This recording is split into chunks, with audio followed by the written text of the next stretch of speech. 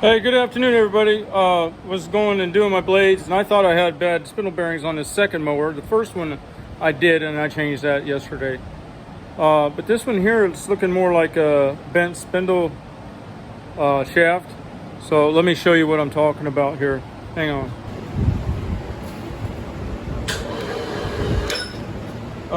It's going to be hard to just see what I'm talking about because I don't have a way of spinning the top side. I don't have the pulley on there, but to my naked eye I could see run out.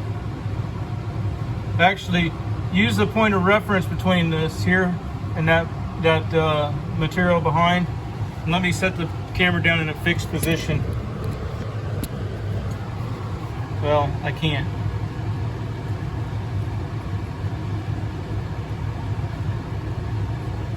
But yeah,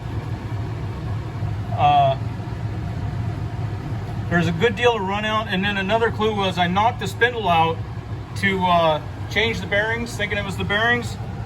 But so let me show you how I knocked the spindles out. You got to be careful because there's threads up here. So you basically want to use a block of wood so that you don't damage the threaded area, especially if you don't know how to hold a hammer squarely. Then I use a socket. Sorry, camera works a little sketchy.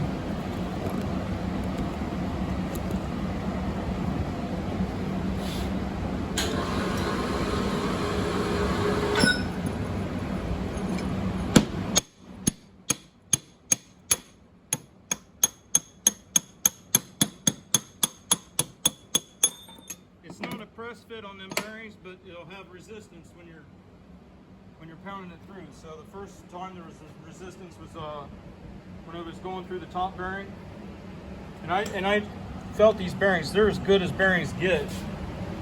So from my experience. But here was the second indicator. See this dust cap? Normally when you pull that off, that's not shiny like that. So that's got enough run out when it's sitting on this shaft. I don't know if I was showing that, so I gotta say it again. Usually it's not all shiny like that. So it's probably been, when it wobbles around, it's scraping. And that could have been some of the noise. And of course this bearing, that's as tight as they get, you know. So then here's another thing. You gotta put them on the ground and roll them. Yeah, you know what? It's really hard to demonstrate on camera. But that spindle shaft somehow has gotten bent.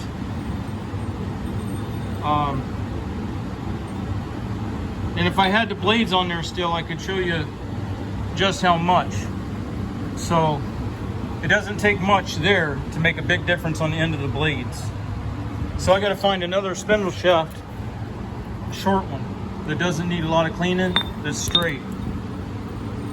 And when I say cleaning, I mean the shaft. I don't want to have to spend a lot of time with the emery cloth cleaning that up. It's got to have good threads. See, I want to make sure that those threads, some of them were bored differently, and they take a longer bolt. You got to make sure the bolt you have will fit the old spindle shaft you're wanting to use. It threads in nicely, doesn't bottom all the way out. Just check all that before you go throwing it in there, you know. Okay, so that's going to tighten up fine. It threads in nicely. It's not too bad here. I mean, it needs some cleaning. And when I roll it on the floor, I could chuck it in the lathe, but I don't want to go to all that trouble. And it's a short shoulder. So I'm going to call this short shoulder shaft on a Hustler Super Z. It's a lot of S's. This, on the other hand, is long shoulder. See the shoulder? So that would put your blades down another another inch. Yeah, that put your blades down another 3/4 inch, looks like, maybe. You know, See the difference between a short shoulder and a long shoulder? Some hustlers came with the long shoulder and they ran a straight blade. Some came with a short shoulder and they run a dogleg blade. See where it dips down? The dogleg blade keeps your bolt, gives your bolt a little bit more clearance. Now you can play games with that and you can either tuck blades in deeper into the deck and get more vacuum, or you can use these different variations, like say use a long shoulder and straight blades, or no, use a long shoulder and the dogleg blades to get a real low cut.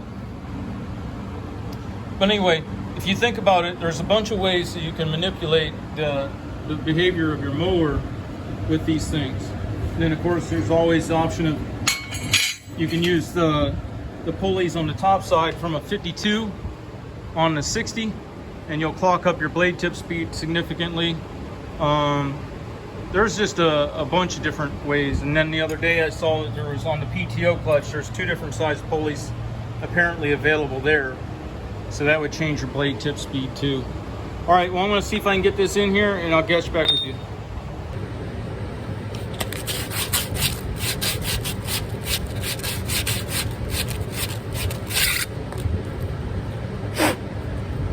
Then put your dust cover on it.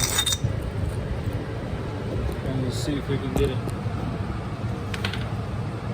trapped in there.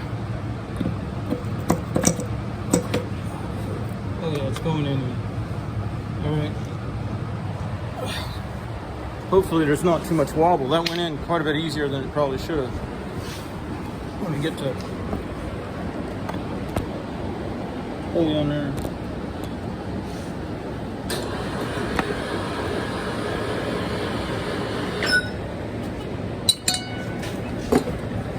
Line up the keyway.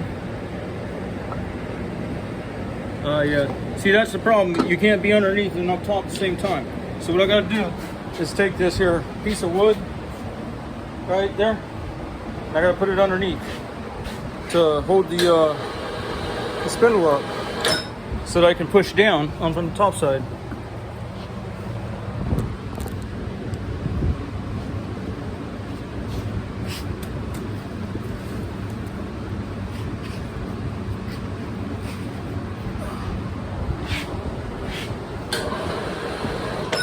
Okay. See how the mower's rocking? That means it's down. Okay? Okay, so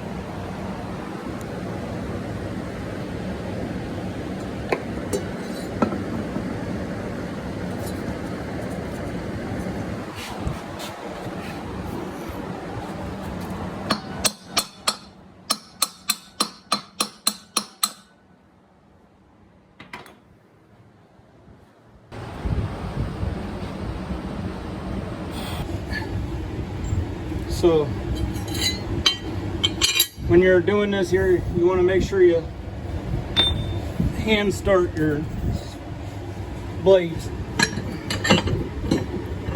So you don't want to cross thread your spindle shafts, because then you got to buy a new one.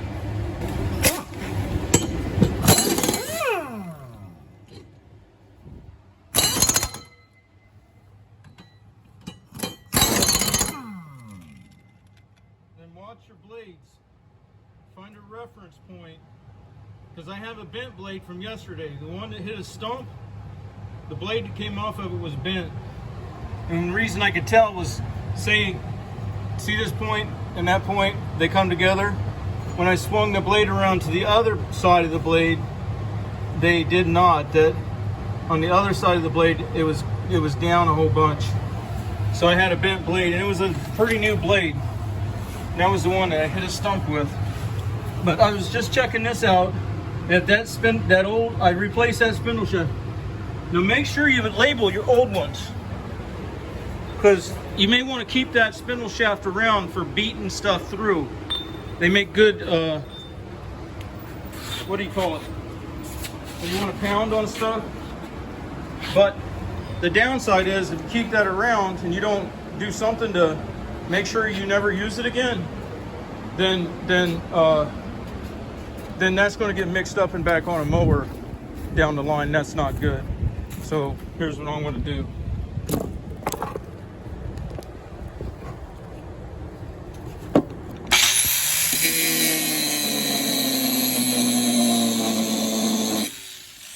Okay, now if I'm dumb enough to still use that, okay, on a mower, then that'll be, you know, I remember doing something like that years ago.